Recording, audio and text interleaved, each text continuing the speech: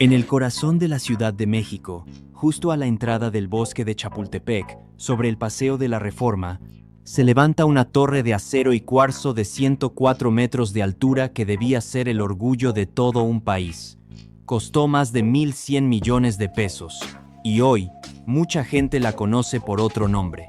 No por el que le pusieron sus arquitectos, sino por el que le puso la calle. La llaman el Monumento a la Corrupción. Este es un edificio que nació para celebrar 200 años de independencia y terminó convertido en el símbolo de todo lo contrario. Un monumento que se planeó para inaugurarse en septiembre de 2010 y que no estuvo listo hasta enero de 2012. Un proyecto cuyo presupuesto original rondaba los 400 millones de pesos y que, según la propia Auditoría Superior de la Federación, terminó costando 192% más de lo programado. Y detrás de esa cifra, hay algo que casi nadie te cuenta cuando pasas frente a él en coche.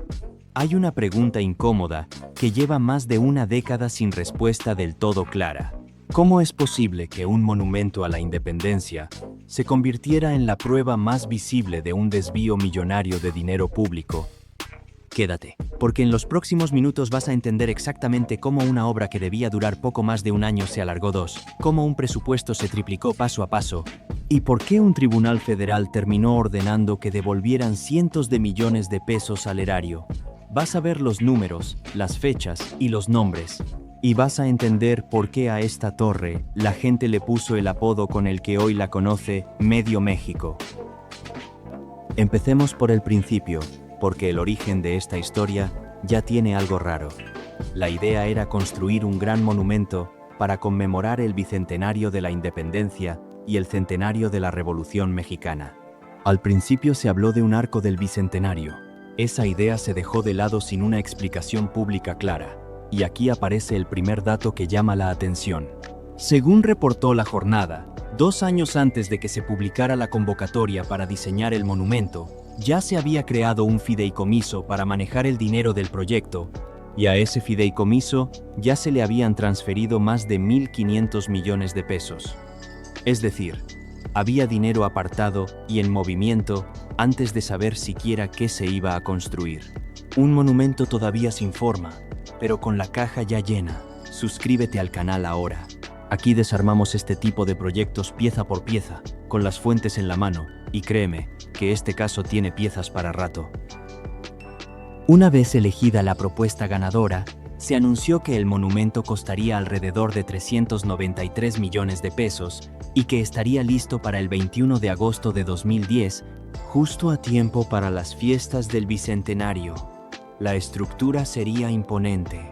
Una gran estela recubierta de miles de placas de cuarzo, sostenida por columnas de acero inoxidable, iluminada por dentro, de más de 100 metros de altura, plantada a la entrada de Chapultepec. Sobre el papel, sonaba bien.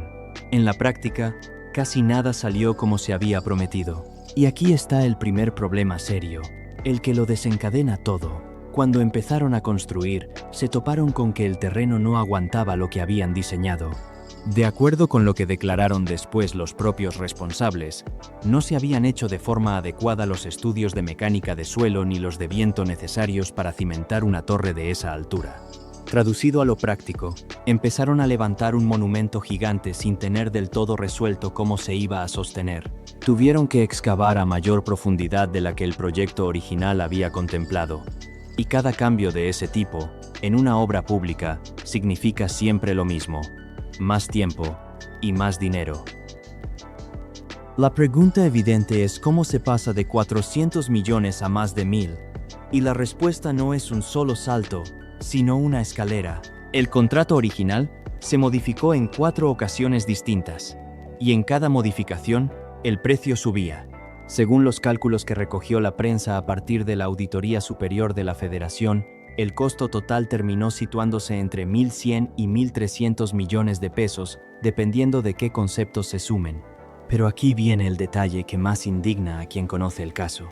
En esos mismos cambios de contrato, mientras el precio subía, la obra se recortaba. Se eliminaron espacios, plazas y hasta una sala de exhibiciones que se suponía debían rodear al monumento. Es decir, se fue pagando cada vez más por cada vez menos. Y todavía queda la parte que casi nadie menciona cuando habla de esta obra, porque hasta aquí podríamos estar hablando solo de mala planeación, de errores de ingeniería, de una obra pública torpe. Eso ya sería grave de por sí. Pero lo que convirtió a la Estela de Luz en el monumento a la corrupción no fueron únicamente los retrasos ni el sobrecosto en bruto. Fue lo que la auditoría encontró cuando se puso a revisar las facturas una por una. Aquí es donde la historia deja de ser una simple obra cara y empieza a oler a otra cosa. La Auditoría Superior de la Federación revisó a fondo el gasto y detectó algo muy concreto en el acero. El acero inoxidable de las columnas se pagó a un precio inflado. Según el informe de la auditoría, del costo final de la obra, cerca de 400 millones de pesos correspondían a pagos improcedentes solo en el acero, tomando en cuenta precio, cantidad suministrada, transporte y montaje. Dicho de otro modo, se pagó acero de más, se pagó acero más caro de lo que valía y se cobró por transportar y montar cosas que no cuadraban con lo que realmente había en la obra. La auditoría también señaló que se reclamaron gastos excesivos por el cuarzo y que se llegó a declarar un peso de la estructura mayor al real para justificar todavía más gasto. Y aquí conviene frenar un momento y ser justos con los datos, porque este es un tema serio. Todo esto que te estoy contando no es una teoría de Internet ni una ocurrencia mía. Son conclusiones de la Auditoría Superior de la Federación, el órgano encargado de fiscalizar el dinero público en México, recogidas en su informe sobre la Estela de Luz y reportadas por medios como El Informador, Infobae y La Jornada. Cuando en este video hablo de responsables concretos, hablo de acusaciones y de procesos judiciales, no de sentencias firmes contra todos los señalados. Y esa diferencia importa, porque en esta historia hay gente que fue acusada, gente que impugnó y gente que se defendió diciendo que no hubo mala intención. Vamos a ir viendo quién es quién y qué le pasó a cada uno. La empresa que está en el centro de todo se llama TER Servicios o Triple One Servicios. Y aquí hay otro detalle que hace ruido.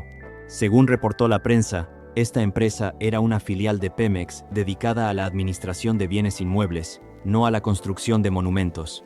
Y sin embargo, fue la que quedó a cargo de una parte clave de la obra. La Secretaría de la Función Pública, ya en diciembre de 2011, cuando todavía gobernaba Felipe Calderón, detectó que Terceros Servicios tenía previsto obtener una comisión de 80 millones de pesos por subcontratar la obra a otras empresas. Porque eso fue justo lo que pasó. La compañía encargada terminó contratando a más de una decena de empresas distintas para hacer el trabajo real, quedándose en medio como intermediaria. La pregunta evidente entonces es si alguien pagó por todo esto. Y aquí la historia se estira durante años. En 2013, un informe de la auditoría volvió a poner la Estela de Luz en el foco, y ese mismo año, un tribunal federal emitió 12 órdenes de aprehensión contra exfuncionarios y contratistas relacionados con la construcción. 12. La maquinaria judicial se puso en marcha, aunque muy despacio. Y como suele pasar con estos casos en México, el tiempo empezó a jugar a favor de que todo se fuera olvidando poco a poco. Pero no se olvidó del todo. Y aquí entra un giro que mucha gente no conoce. En 2020, la Sala Superior del Tribunal Federal de Justicia Administrativa confirmó la resolución de la auditoría y determinó que la construcción de la Estela de Luz había provocado un daño a la Hacienda Pública Federal por 230.077.487 pesos con 66 centavos.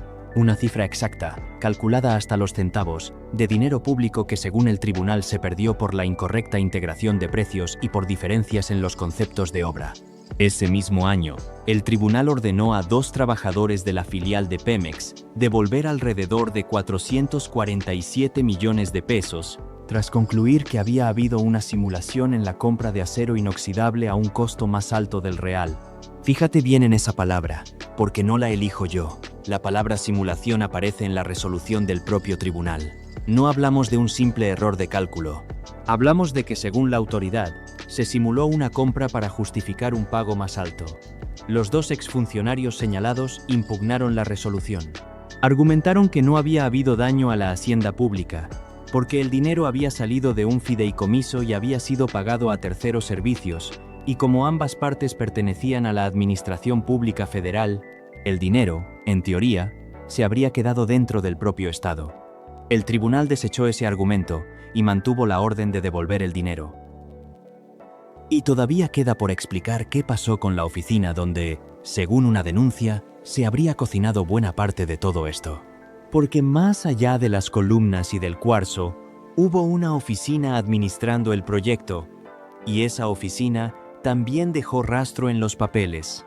De acuerdo con una investigación del medio, sin embargo, la oficina encargada del proyecto de la Estela de Luz llegó a gastar alrededor de 747,000 pesos al mes en compras que no tenían relación con la construcción del monumento. Muebles, autos, encuestas. Su director era Agustín Castro Benítez. Y según una denuncia presentada por extrabajadores, Castro Benítez recibía órdenes directas del entonces presidente Felipe Calderón y de su jefa de oficina. Es importante marcarlo con claridad. Eso es una denuncia de extrabajadores, no un hecho probado ante un juez. Lo que sí quedó asentado es que, ya en 2011, la propia Secretaría de la Función Pública destituyó e inhabilitó a Castro Benítez por 12 años, y aquí llegamos al nombre que le da a toda esta historia su verdadera dimensión.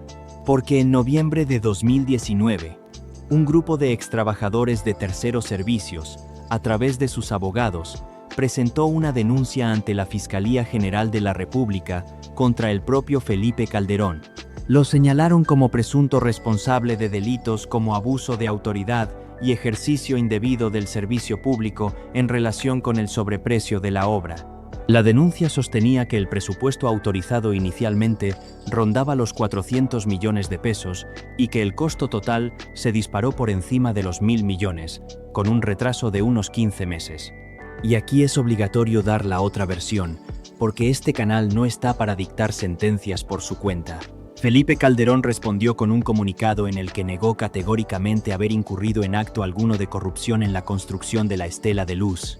Dijo que la denuncia era un distractor frente a los problemas graves que golpeaban al país.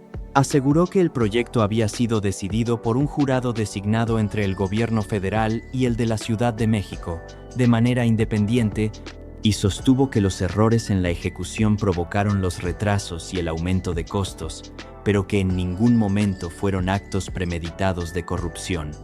Esa es su postura, y es justo dejarla sobre la mesa.